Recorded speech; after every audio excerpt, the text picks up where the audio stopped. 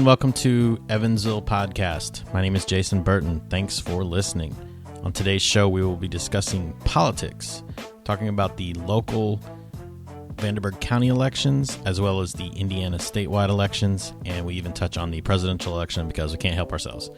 I'm going to be talking with Justin Groenert and Matthew Neville in a bit, but before we get to that, I wanted to talk to you about the Beyond Repair show. Beyond Repair is a new podcast where Laura Burton will talk with, she has a guest on, and they will answer listener questions and other questions about home improvement, but they go beyond home improvement and discuss life and relationship advice. So check that out. Go to beyondrepairshow.com and see the, or hear, even better. If you hear a podcast, it's better than if you see them.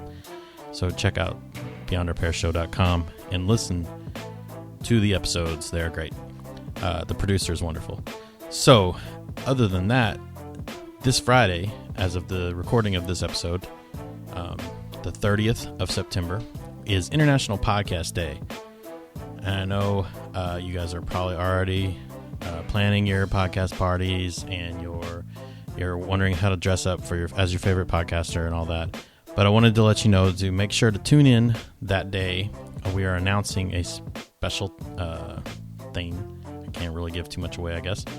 But go to evansvillepodcast.com on the 30th of September, Friday the 30th, and check out what the special announcement is. So hopefully we will hear from you, see you, whatever. If you see us out, make sure to say hi, and always up for high fives and stuff. So yeah, so let's just quit delaying and get into the politics. It's a great conversation, great discussion that we had the other day. I wanted to get this out before the debates, which are tonight as of the release of this podcast. So there's a mention of a Rex Bell podcast in here. It is not out yet. I went ahead and bumped this one ahead of it because of the debates. The Rex Bell one will be out soon, though. So make sure you keep your ears out for that one too. Thanks. Enjoy.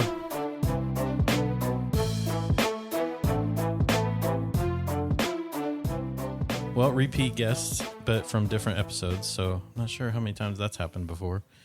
Worlds colliding. Yeah, warring parties. Yes, sort of. Democrats and Republicans, blondes, brunettes. No, wait.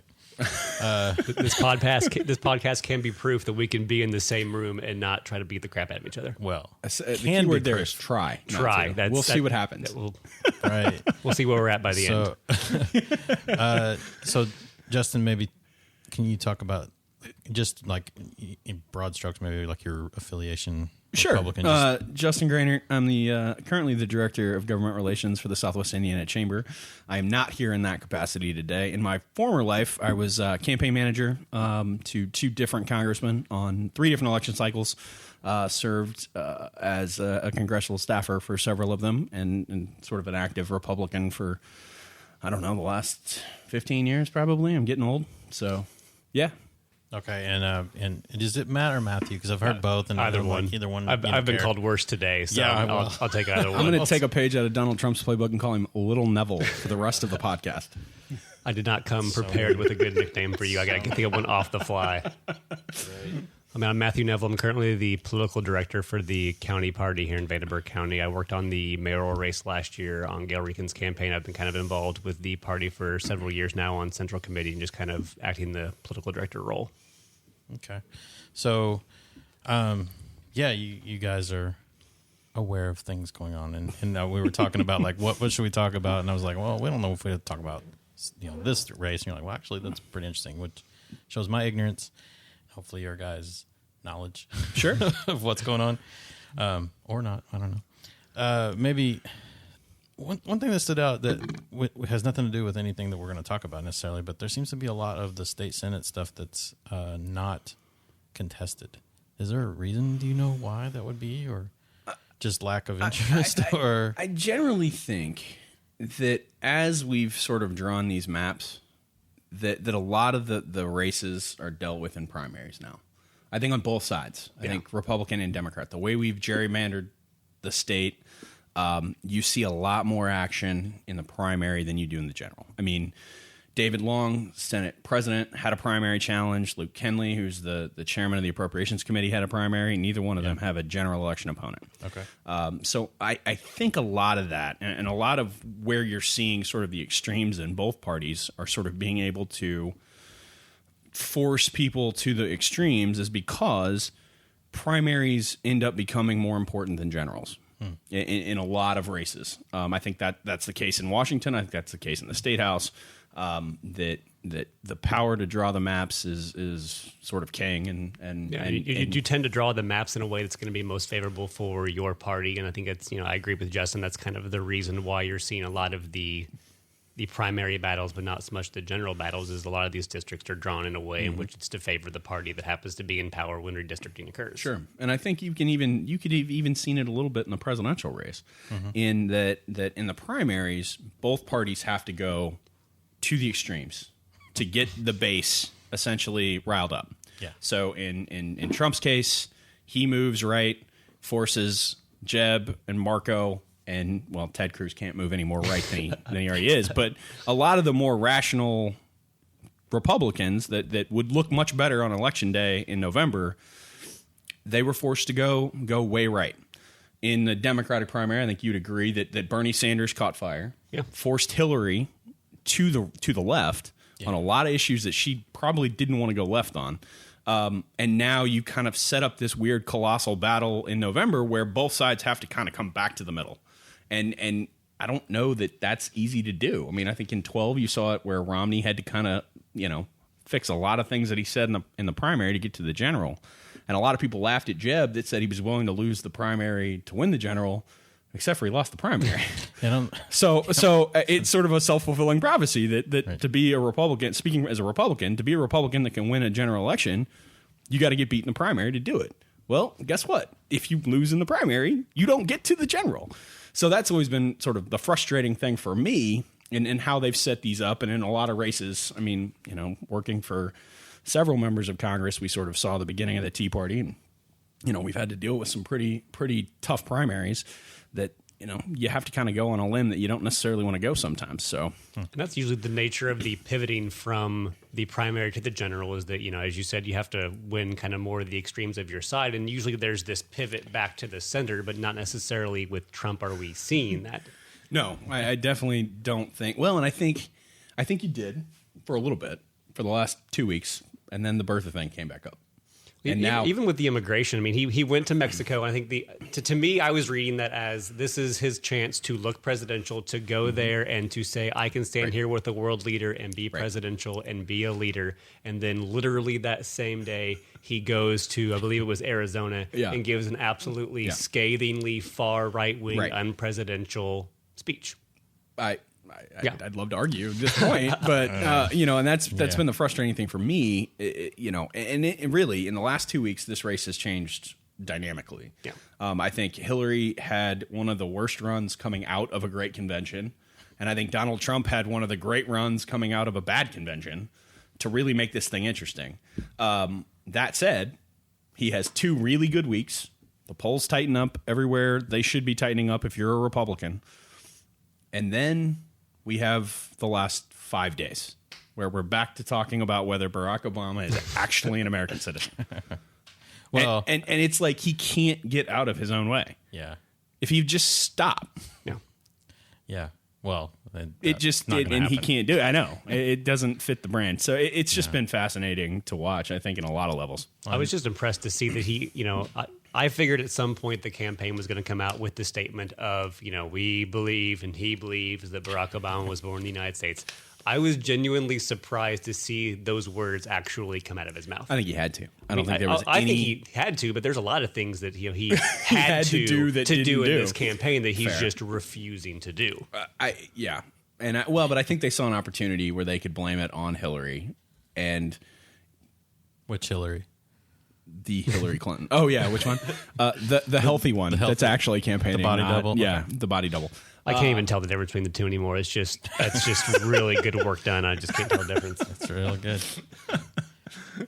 So anyway, that's just been a fascinating dynamic. I think from my perspective, Hillary Clinton needs to quit acting like a Republican candidate for president. Let's give away an election that we have no business losing. So can you get her, to pick it up a little bit? The Democrats threw one hell of a Republican convention. We really did. We did a hell of a Republican convention. We were out there, flags a-waving, talking about how great America is, while the Republicans spent the entire time talking about how bad America is. Well, I will say this, and this is the only criticism I'm going to give you of the Democratic convention. To me, the last night seemed like, let's take all of the stuff that everybody said about everything we did wrong in the first 4 days, and let's all correct it like superstar style, like the night she came out. Like the first day of the convention, there were no American flags anywhere. It got on the news. Everybody gets a flag. Everybody gets a flag. Like, it just seemed like there was... Oprah was there. She was giving out the flags. You get a flag. You get a flag. Everybody gets a flag. Okay. So, to that point, it is true. It's our first time doing a Republican convention. We're gonna get the kinks out early. You figure it out. Well, let's not... I mean, we can, and that is fun to talk about. Clearly, I mean, it's all everybody wants to talk about. Hillary Clinton has way more passes to win the White House than Donald Trump does. But... we're getting to a place where it's getting a little close to call. The national polls are tightening, but I mean, they were always going to anyways. Well, they always do. There was no way she was going to hold that artificial lead from the convention. First of all, in fairness, I don't care about what the national poll is. Neither because, do I. Again, the Electoral College wins elections. But there are states that she should be winning significantly that she is now not. That make the path easier for Donald Trump. Again, I still think she has 15 ways. He has 2. Yeah. And we'll see what happens. Yeah. A long time. I think this is the one year, though, in fairness, that the first debate could end the election. I think this is the one year that the first debate literally ends it for one candidate or the other. Well, I mean, maybe I'm wrong. They say that almost every year. I mean, you remember 4 years ago, everyone was like, Barack Obama is a horrible debater. Romney wiped the floor with him, and everyone thought it was done. Well, but again, we're not talking about Mitt Romney and Barack Obama. That's true. We're talking about those are the days. Right? Who would have thought, right? But I think in this case, Hillary has to show up and not cough. She has to show up and look the part. Donald Trump has to show up and look like a president. That's all he's got to do. That's a tall order. I agree. But if he does it, then I think the momentum that he has carrying the last 3 weeks cements itself. If Hillary blows him out of the water, it's done. I think she can very easily end this race immediately. So I think Monday night is the biggest night of the campaign. It's going to be good TV. I think you're going to see record viewership, and win or lose the debate, Donald Trump will spend at least 2 days on Twitter bragging about the ratings that come from this debate, because that tends to be what he brags about. That is true. Does he come out with a T-shirt that says like Trump Hotel or something on it? Well, in fairness, he'll have a Trump water bottle. It will at least one on there. It there. will be going on during Monday Night Raw. So I'm fully expecting entrance music, torn T-shirt. Well, you saw the way he came out day one of the Republican convention with that backlight. And I'm just saying, he did have the Undertaker's theme music, which I was a little offended by. I'm not gonna lie. Yeah, that's because you don't mess with the Undertaker. Right. I'm just saying, he's the Undertaker. What do we know? And as we can tell, it's easy to get lost. The rest of these, there are other. Your whole job is to keep us in line. No, do it up, man. I'm terrible at that. What are you talking about? Rein us in. I'm the one that wants to jump off topic. You're the moderator of this debate, and you can feel free to fact check us as need be, as I'm hoping occurs in the real presidential debates. Turns out there's only one Hillary. That's one thing we got wrong. Yeah, that's true. Depends on who you ask. That's true. Right. Oh. There was only one Dave, too. I'm just saying. Alex Jones seems pretty sure there's at least 3 Hillarys, and all of them have a neurological disorder. So right. There are other elections going on. Absolutely. But this year, I don't know. It seems like different than other years. They're getting lost. This has been unreal. Unlike any election that hopefully we will ever see again. Yes, I've been into politics since Ronald Reagan was president. I mean, granted, I wasn't. I was 5, but this is unprecedented for me. Yeah. I've never seen it. Ronald Reagan was president At one point. Yes, actor? he was. Yes, the actor. Sorry. The Gipper? The Gipper was president? He was. Wow.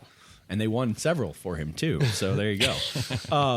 So it's just fascinating. And this is one of those that I can't wait. Give it 10 years for the political scientists and the historians to get into it, because it's just going to be a fascinating. There's going to be so many good game change type books that come out that are just going to be the inner workings and the back room, everything that happened is going to be great. Heilman and Halpern are just salivating right now. Absolutely. But who plays Donald Trump in Game Change 2, though? I'm assuming it's going to be Donald Trump. It has to be. I don't know who else could do it. Have you seen this? The movie with Johnny Depp? I did see Johnny Depp. Johnny Depp could do it. But I think Donald Trump's ego is big enough. Yeah, I think that's going to be movie. part of the deal to use his name in the movie. All you have to do is watch like 10 minutes of it. Go on Netflix, look up Art of the Deal movie. Oh, yeah. It's Johnny Depp playing Donald Trump. Really? And you can barely tell it's Johnny Depp. It's stunning. Fascinating. Yeah.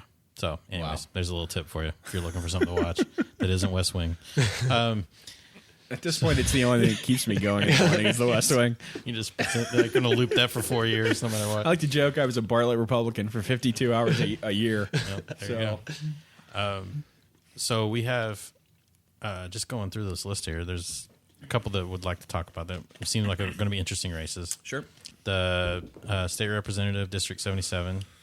Yeah. Johnny Kincaid and Ryan Hatfield. Those seem like a tight one.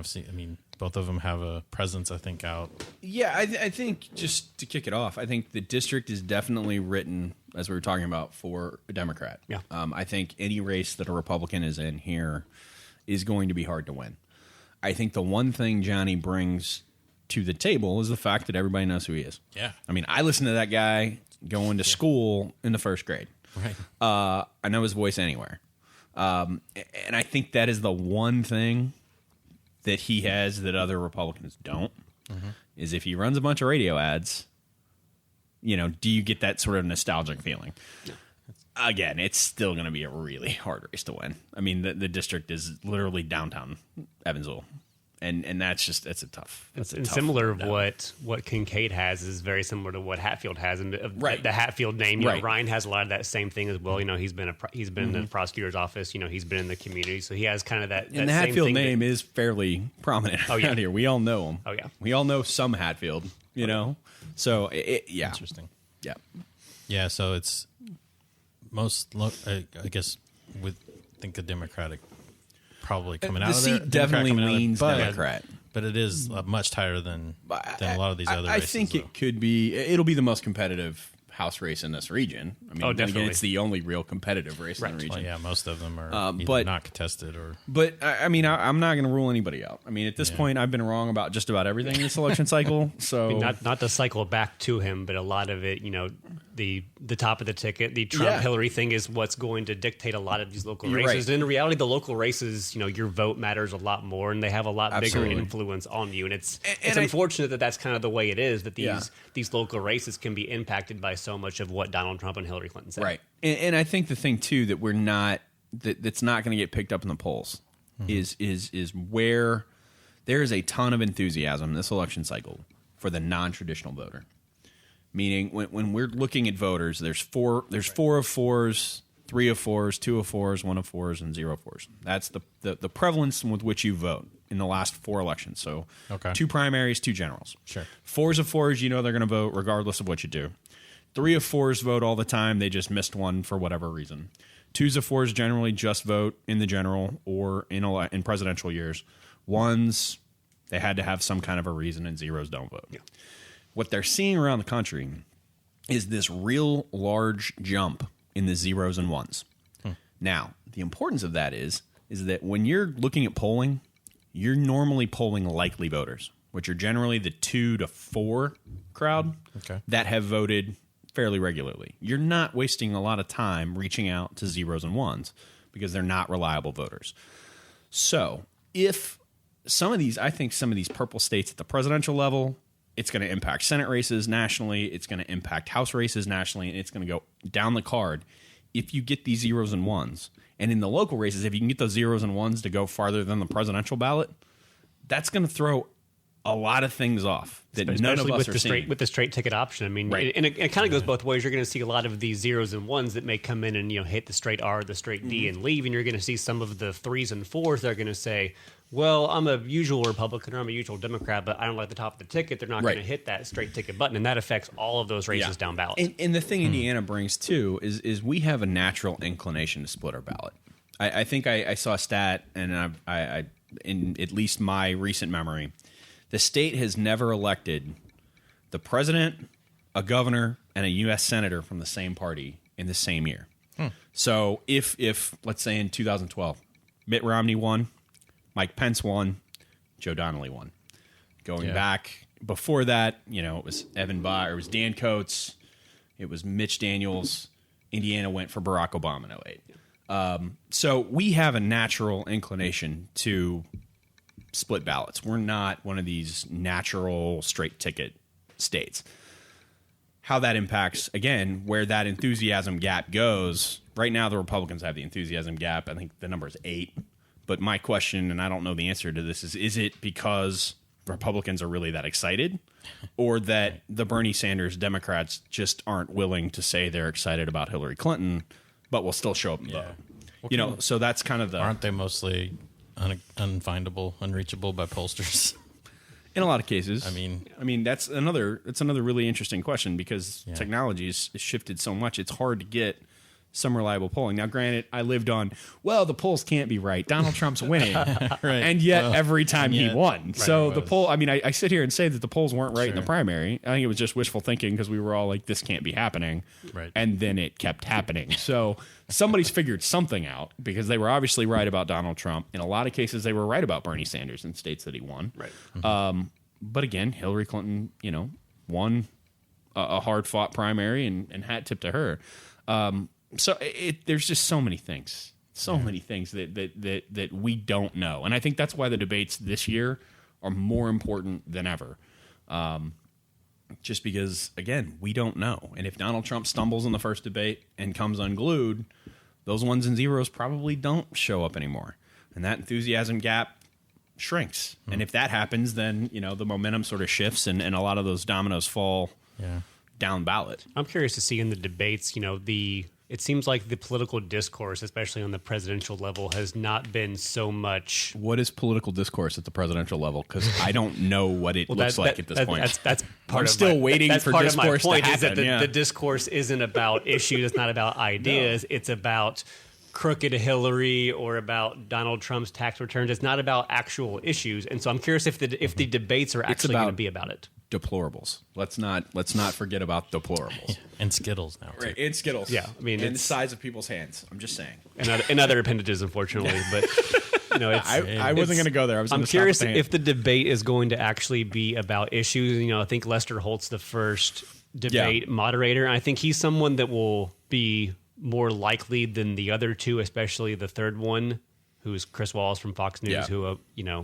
I'm not. He's even been quoted as saying, his job isn't to fact check. His job isn't to correct people. I think he's just going to kind of be there asking questions and let them hit each other with steel chairs. Sure. I'm curious to see, is Lester Holt going to make this have to be a debate on issues, on ideas, or is it just going to continue to be talking about how crooked Hillary is, and talking about each other's foundations, and talking about tax returns and size of hands and things like that? I agree.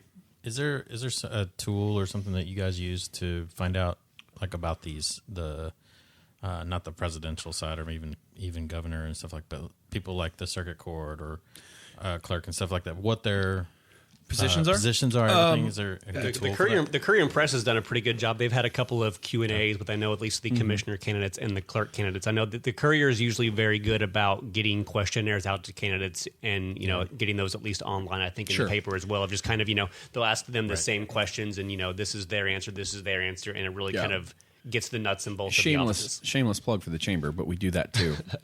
We do. Well, now, granted, we don't do the full list, so we'll stick with state rep, county commission, county council.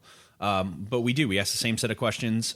They do a full 13-question questionnaire, and then we do a sit-down interview with both of them. We ask the same set of questions. We keep it completely sort of nonpartisan, and you're asked the same thing. You get to answer the same thing, apples to apples comparisons on some of those races. Again, we don't get too far in the weeds on the court and auditor and treasurer and some of that stuff. But And there are a lot of good, kind of organizations. Like I know United Neighborhoods of Evansville has a candidate night. There's a lot of different kind of Legal organizations. Women Voters does a nice job they, too. They have candidate forums that are publicized, that are open to the public and free that they can go to, and they'll give each of the candidates a couple of minutes and then ask questions. And the state has a state debate commission, so they normally have a Senate debate.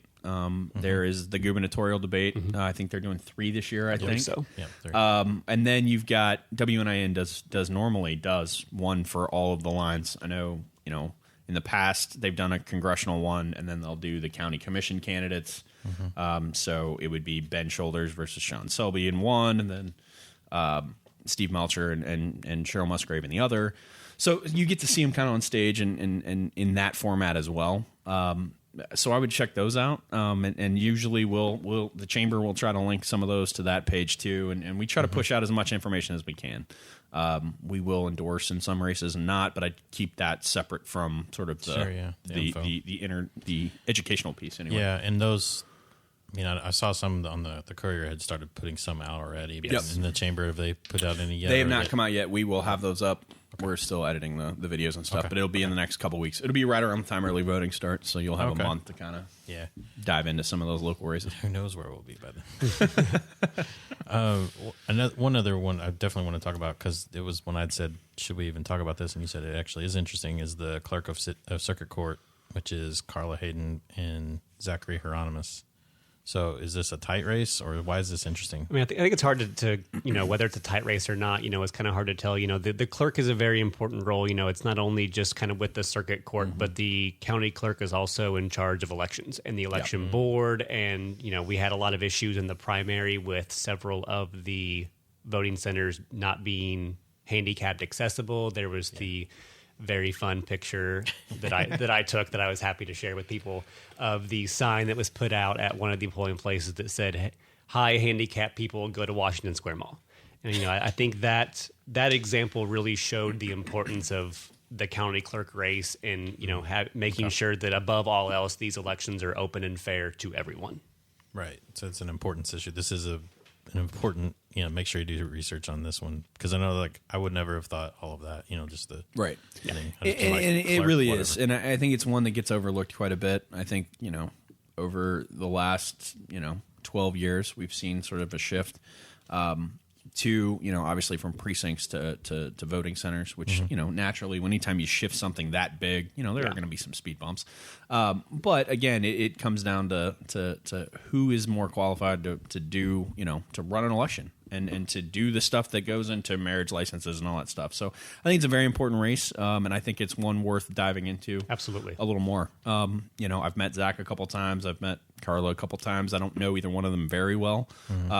But I think they both seem qualified, and I think it just comes down to kind of diving in a little bit more about how they want to run the office. I'm obviously very biased in the race in my role as political director. I wouldn't have caught that, actually. Which side are you on? No. Yes, you. That's fine. You can be biased on a podcast. We're not real media. We've been talking about Trump for 20 minutes. This isn't a real thing. So much. I know. We have to have something. We gotta have some conflict here. Speaking of conflict, Vanderburgh County Commission. So the Vanderburgh County. I guess it was recently I realized that was three different people are on this board instead of just having a county commissioner. Yes, there are 3 districts. Yeah. However, I believe you get to vote for all 3, right?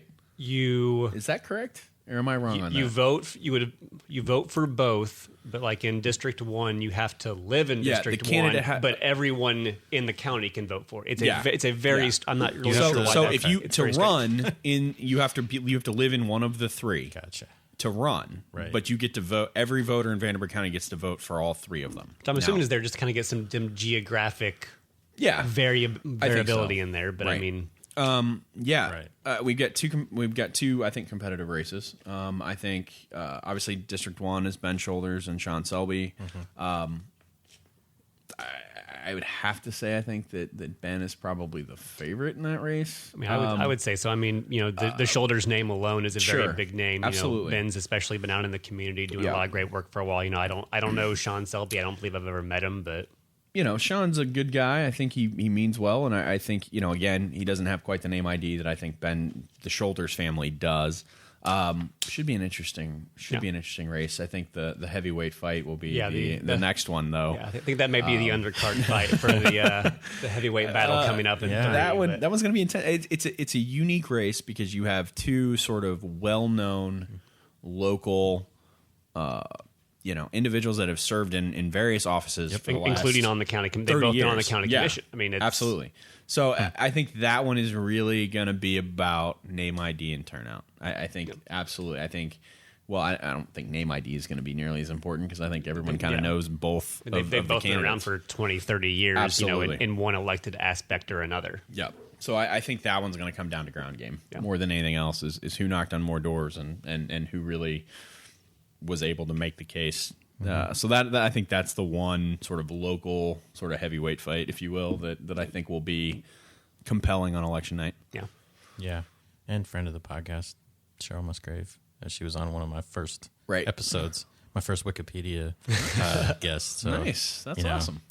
No, so, Cheryl's, Cheryl, we work a lot together too. We work a lot with Steve. So again, I'm not going to call. Yeah, I'm not saying favorites. I'm just saying. I think it's going to be an interesting for the podcast. You haven't gone on the podcast, so you're not doing the work. I think the thing though that we can say is they both care about their community. Absolutely. I mean, I think you can't say that enough. That both of them, care about their community. Whether we all agree with sort of how they go about things at times or the stances that they take, you can't argue the fact that they care about this community. And Absolutely. I think we're at least lucky in that regard, that's the case in some of these races, that you got people that are stepping up and willing to kind of get out there and serve their community. So it takes a lot of guts to put your name on the ballot, to put yourself out there. It's not something that I necessarily ever really plan on doing.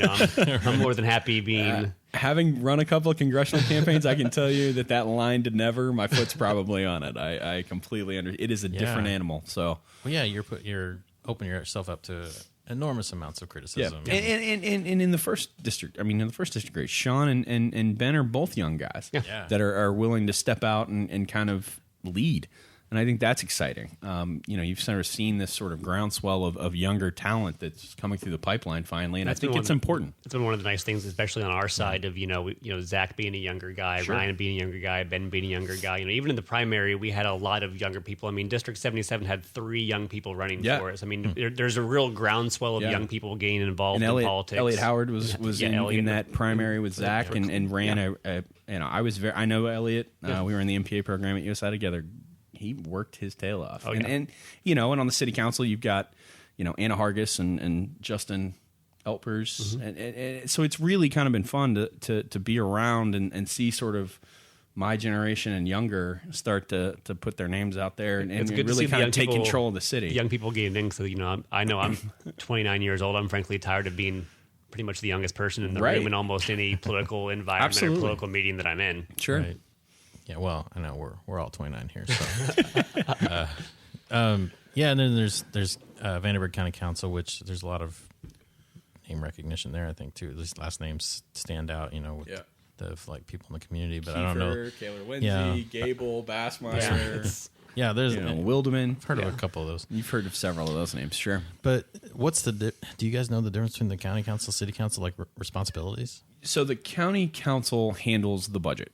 They do the entire budget for the entire county. The county commission has a portion of that budget that they send to the council, but the council is responsible for levying the budget. So they are the financial.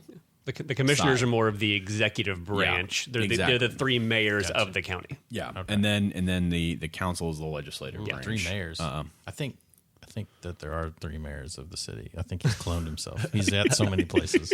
He is a lot of places. I've often wondered about that. I think he is. Maybe we can have Schaefer Facebook Live that at some point on Facebook. Maybe he's got the Hillary double account as well.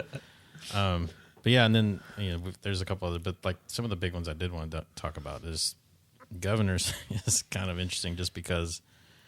Again, I go back to thrown on its head. I go back to we have never seen anything like this ever. I mean, for that race to turn on its head the way that it has multiple times is just fascinating. Yeah. You have an incumbent governor that is in a very tight race for re-election, sort of get pulled off the ticket to join the national ticket, which I think was a really smart move by Donald Trump, based on the list of candidates that he could have gone with. I thought You're Pence not a was, Newt Gingrich fan? I liked Newt in 94, 95. I don't know. This iteration of Newt is my favorite, but and I think that reset the presidential race in a lot of ways for Donald Trump. I think it opened up a lot of doors in Washington. I think it gave sort of this level hand to that campaign, which then leaves you with an open governorship 2.5 months out, 3 months out. And then you have 29 people or 22 people, I don't remember exactly what the number was, 22 or 29, on the executive committee that get to pick the next nominee. And we pick a nominee that had been lieutenant governor for Like 3 days. basically. It was several months. So, I mean, it's got a lot of dynamics that none of us saw coming. I think Eric is a great candidate to be governor. I think he comes. Obviously, he was a John Hostetler staffer at the congressional level. Was one of Mitch Daniels' top aides for 8 years when he was governor. Was a party chairman. Worked for Senator Coates as his state chief of staff before he jumped into the Senate race, and then got out of the Senate race, became lieutenant governor. And it's just a fascinating road to get to a governor's race. But I think. I've always said that John Gregg's best chance to be governor was that his name wasn't Mike Pence for segments of the state. The governor had some issues in the donut counties around Indianapolis that were going to be tough. Yeah. I think you just look at the numbers. And that reason is kind of why I was surprised to see Holcomb come out of that committee, because, I mean, the obvious thing you're going to do if you're the opposing party is to say, oh, it's the lieutenant governor, it's Mike Pence 2.0. And that's exactly what they've done. I think they've been tried to. Working. I don't think it is. I think with Eric, I don't know how you can pin a guy that's worked for the governor for, as you said, 5 minutes and try to blame all of the stuff that Democrats have a problem with the governor on. I think it's disingenuous at best. I don't think it's going to work. Also, we've seen that since Pence got off the governor's ticket and became the vice presidential candidate, his numbers have gone back up.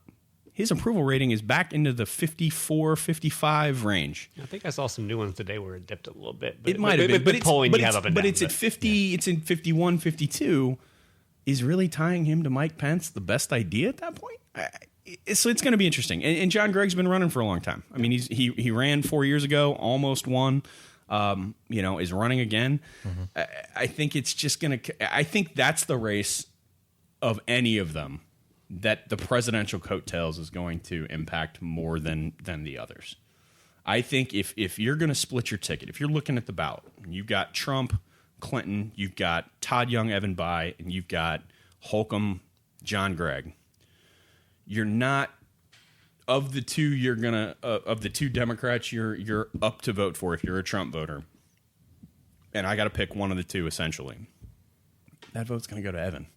That vote's going to go to just the name ID alone on Senator Bayh is well higher than John Gregg's. So I think the coattails is going to be the defining factor of this race. I think part of that same token of Evan Bayh with a name recognition goes to John Gregg as well, because Eric Holcomb, I would say the rollout of Eric Holcomb's campaign has not been the greatest. He's been the nominee for a month and a half, 2 months. And I think today was his first policy rollout.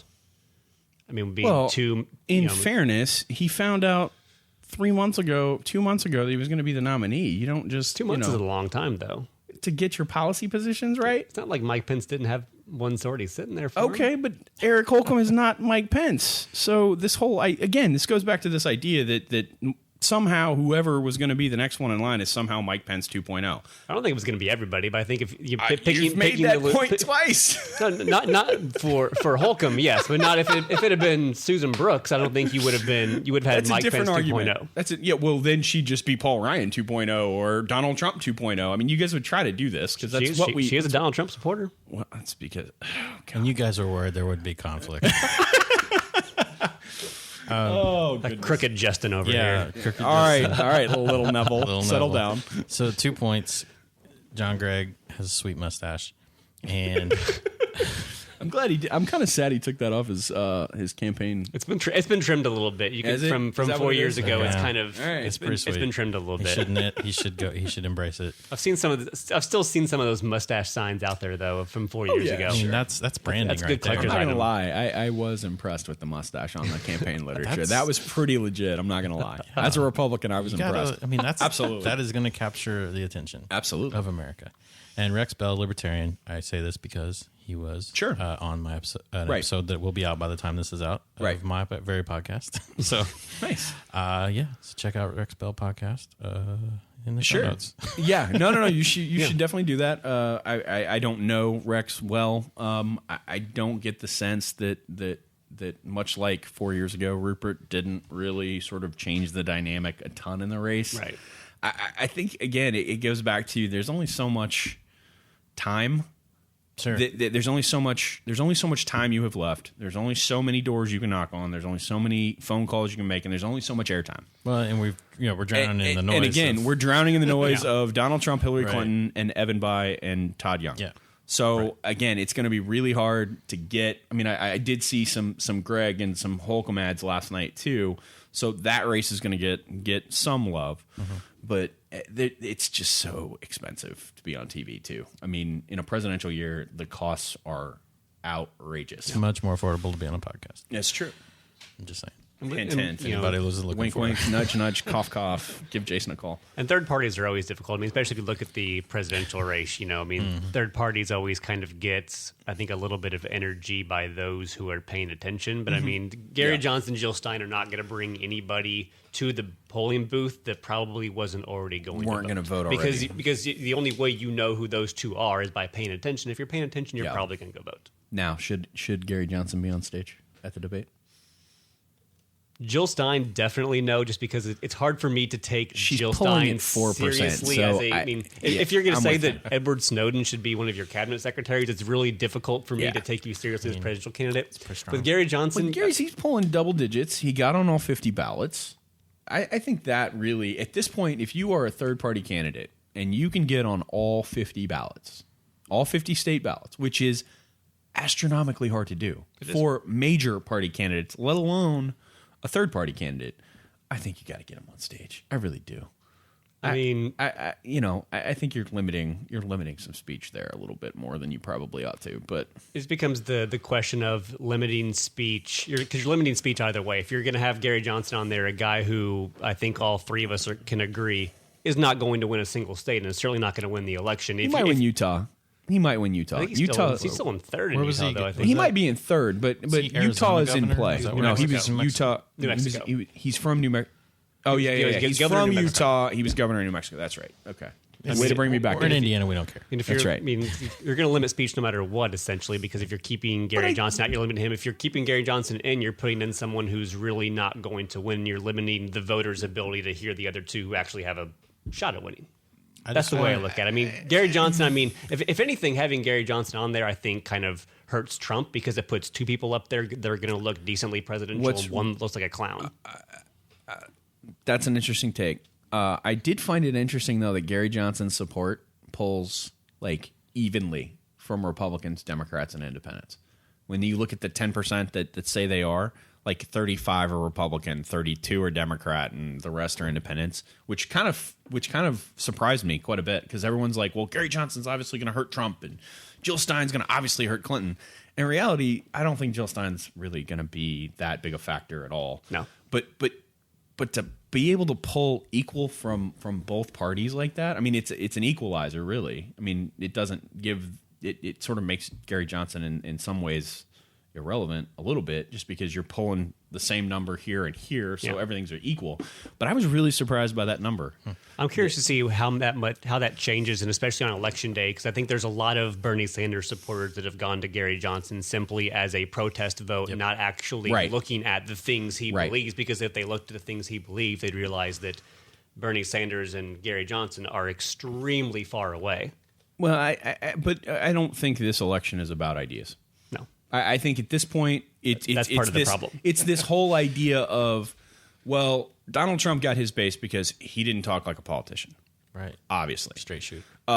Hillary Clinton is very much, sort of the establishment pick in the Democratic Party, and believe me, I'm an establishment Republican, so I get it. But Bernie Sanders found a lot of love because he was seen as more real and more willing to say the things that people want to hear than Hillary was. Yep. And Gary Johnson, to that same point, he just has no problem saying whatever he wants. So it's the authenticity factor, I think, that's left in this race. And I think that's why there is some interest from the Bernie crowd in Gary, because he is sort of the real candidate, as opposed to sort of Hillary Clinton and the sort of establishment, very protective of her image and very protective of what he says, and Donald Trump sort of over the top, outlandish, can you really take him seriously at times quality. He's like the one adult in the room that seems authentic, which I think is where that whole dynamic of Bernie and Gary come in.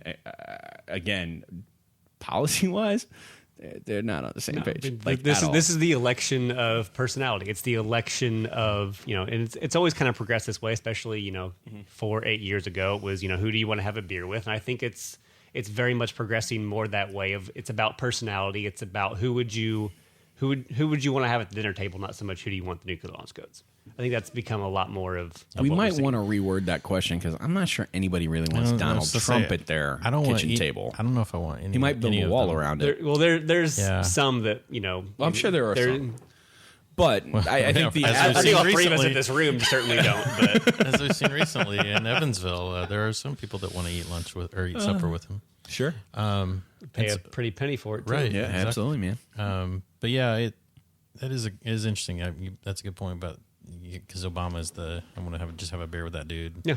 Because it's about personality. Well, I think W is the guy you want to have a beer with. Obama's the cool hip cat that you want to hang out with.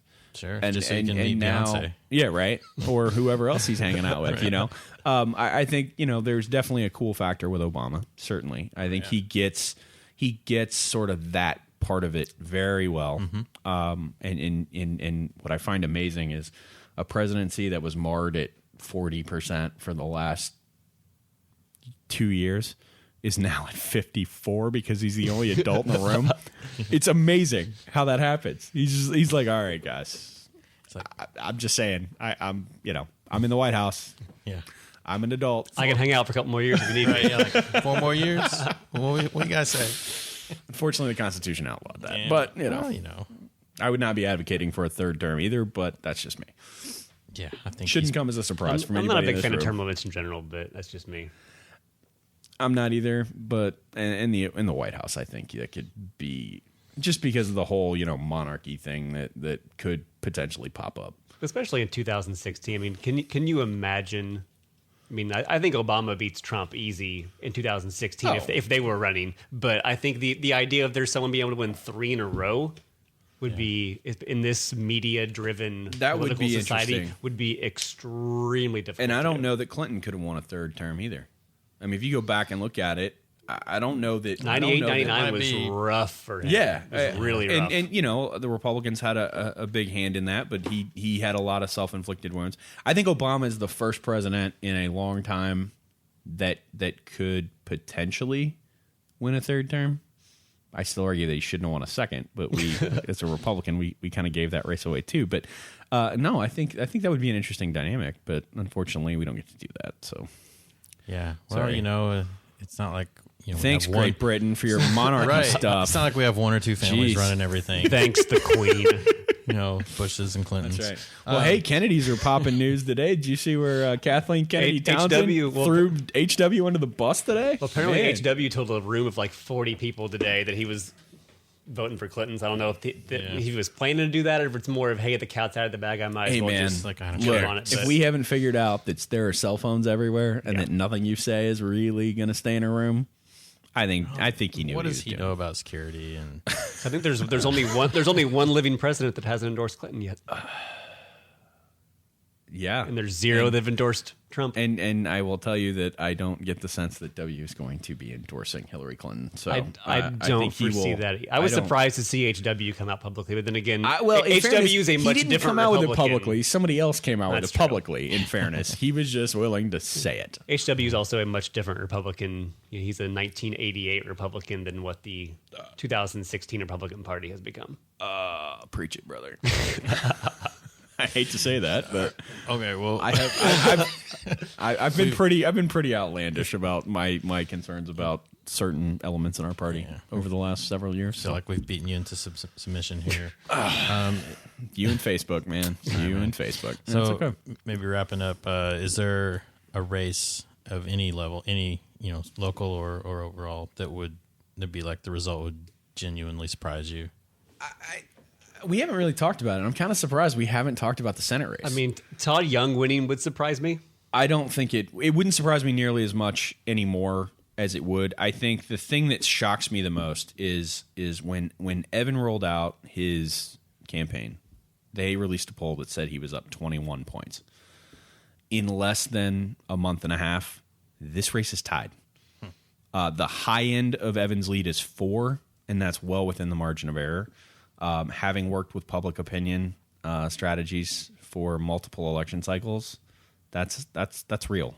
Larry Sabato just yesterday moved that race from leans Democrat to toss-up. I think that race is a matter of time. I think Evan's biggest thing is I'm going to try to run out the clock. I think the grand strategy, and I might be wrong, but I don't think I am, is that when the National Democrats were looking at the board, they needed to find a game changer.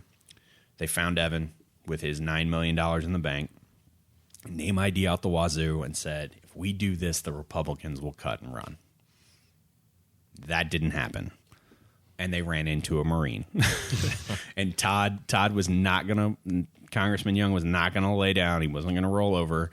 And I think Evan got kind of caught flat-footed by that, or at least the National Democrats and did. Those ads they've been putting out have been vicious and I think both not necessarily sides have. the most accurate in the world. Well, but then again, Evan By putting his son in a Pacers and a Sycamore shirt like they live here is, obviously truth-telling too. I mean, we can sit here and go back and forth on what's what. I don't think Todd Young's going to be pushing any old people off a cliff like the Democrats have been screaming Republicans were going to do for the last decade. So, I mean, we can have that what's real and what isn't argument, but I think that's probably another full hour that podcast. Might be but I will say this. I think the one that's going to be the race of the night. And I think that's going to be the race of the night for a lot of reasons because the implications are much greater than just Indiana. Mm-hmm. At this point, I think the Republicans have a very good shot to keep the Senate. It's going to come past down. couple of weeks, it's been shifting closer to the Republicans keeping it. Absolutely. It's been trailing that way. You're going to have to. You look at Ohio, you look at Florida. Those are two races that the Democrats had legitimate pickup opportunities in that are now essentially gone. And same with New Hampshire. New Hampshire's moving towards Kelly Ayotte. In D.C. last week, talked to several people. I think the balance of power in the Senate falls on New Hampshire, Pennsylvania, Indiana, and Nevada. And if the Republicans can win 2 of those seats, they're at 51, I think.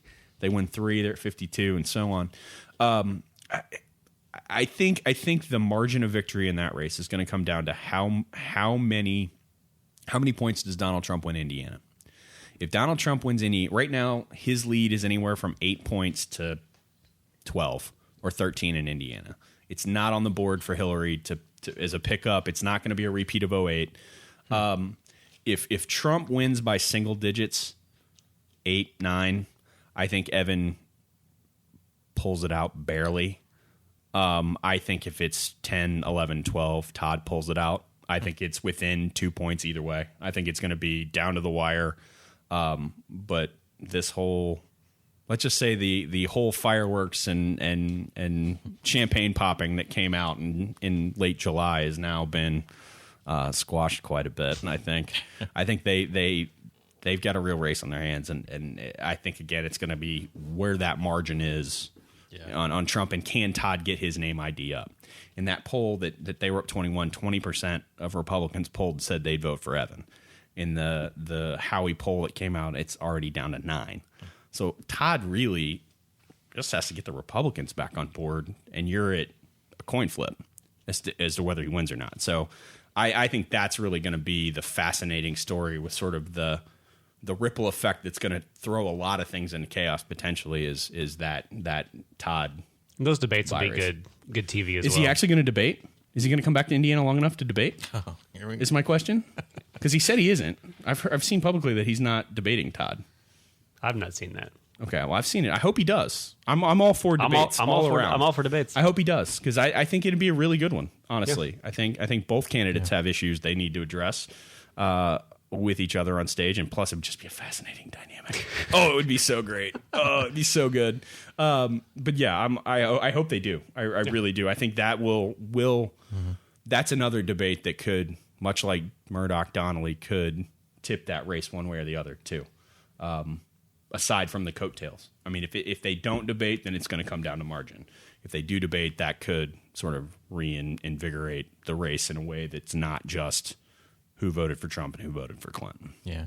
Is that the same race you would have said for the it's most surprising, I guess, for a winner? I mean, I still think that, name recognition still comes a long way. I mean, Todd Young and the Republicans are going to throw a lot of money out there, but I think I would be surprised to see Evan Bayh go down. I mean, I think we all would be surprised to see him go down. I think it's more reality than a lot of people are giving it credit it's for. definitely going to be. I mean, it's not going to be a 10, 15-point race. Anyone who's saying that now is just not living in reality. Well, I agree with that, but isn't that politics? Always.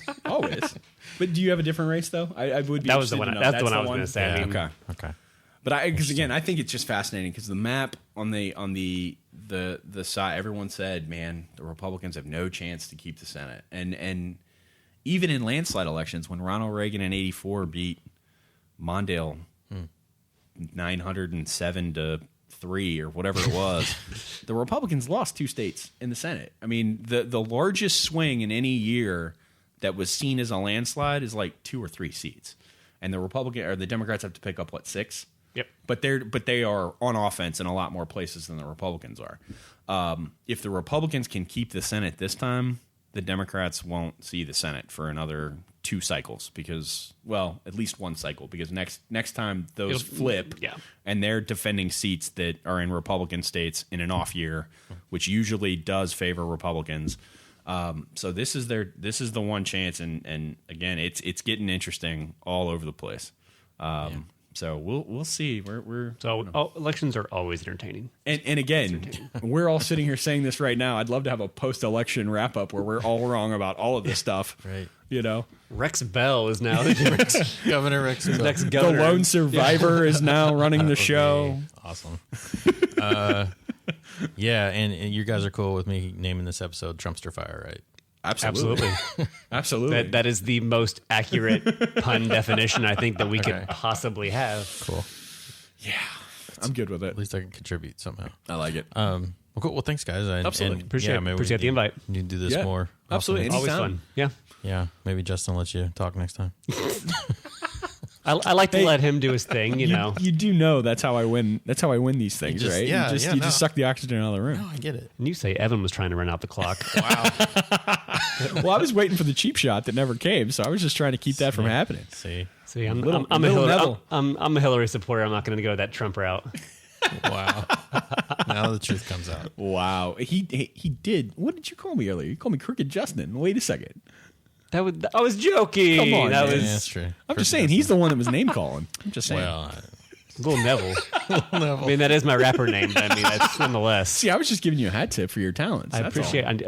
I'm looking for a new hype guy, so. yeah. Check out the new bipartisan tag team there. Well, Crisscross is already a rap name picked, but true. we could We'll spell the C's will be fine. We'll figure something out. Thanks, guys. Thanks again to Matthew and Justin for coming on talking politics. As you could tell, it was really hard to get them going to talk.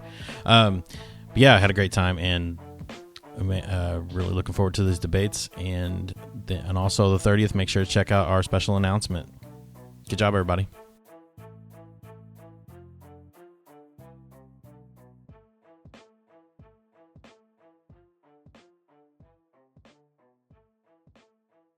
International Podcast Day is September 30th, and you can help spread the word. International Podcast Day is dedicated to promoting podcasting worldwide. You may be asking, what can I do to get involved? It's pretty simple. First, head over to internationalpodcastday.com and check the suggestions. Second, use hashtag podcastday to join in the conversation. Remember September 30th. Now, let's start the conversation.